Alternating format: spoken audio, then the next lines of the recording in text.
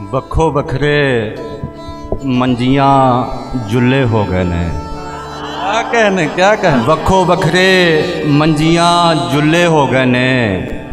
ਜਿੰਨੇ ਵੀਰ ਸਾਂ ਉਹਨੇ ਚੁੱਲੇ ਹੋ ਗਏ ਨੇ। क्या कहने वाह ਜਿੰਨੇ ਵੀਰ ਸਾਂ ਉਹਨੇ ਚੁੱਲੇ ਹੋ ਗਏ ਨੇ। ਹੋਰ ਤੇ ਕੁਝ ਨਹੀਂ ਹੋਇਆ ਤੇਰੇ ਰੁੱਸਣ ਨਾਲ। अरे क्या शेर है ਹੋਰ ਤੇ ਕੁਝ ਨਹੀਂ ਹੋਇਆ ਤੇਰੇ ਰੁੱਸਣ ਨਾਲ। ਹਾਂ ਪਰ ਮੇਰੇ ਕੱਪੜੇ ਖੁੱਲੇ ਹੋ ਗਏ। हाय हाय हाय ਹੋਰ ਤੇ ਕੁਝ ਨਹੀਂ ਹੋਇਆ ਤੇਰੇ ਰੁੱਸਣ ਨਾਲ। ਹਾਂ ਪਰ ਮੇਰੇ ਕੱਪੜੇ ਖੁੱਲੇ ਹੋ ਗਏ ਨੇ। ਤੇ ਮੈਂ ਯਾਰਾਂ ਦੀ ਮਹਿਫਿਲ ਵਿੱਚ ਅਜ਼ਾਫੀ ਸਾਂ। ਮੈਂ ਯਾਰਾਂ ਦੀ ਮਹਿਫਿਲ ਵਿੱਚ ਅਜ਼ਾਫੀ ਸਾਂ। ਮੇਰੇ ਉਠਿਆ ਖੁੱਲੇ ਡੁੱਲੇ ਹੋ ਗਏ ਨੇ। क्या कहने ਮੈਂ ਯਾਰਾਂ ਦੀ ਮਹਿਫਿਲ ਵਿੱਚ ਅਜ਼ਾਫੀ ਸਾਂ। जबरदस्त जी जबरदस्त क्या कहने ਮੇਰੇ ਉਠਿਆ ਖੁੱਲੇ ਡੁੱਲੇ ਹੋ ਗਏ ਨੇ।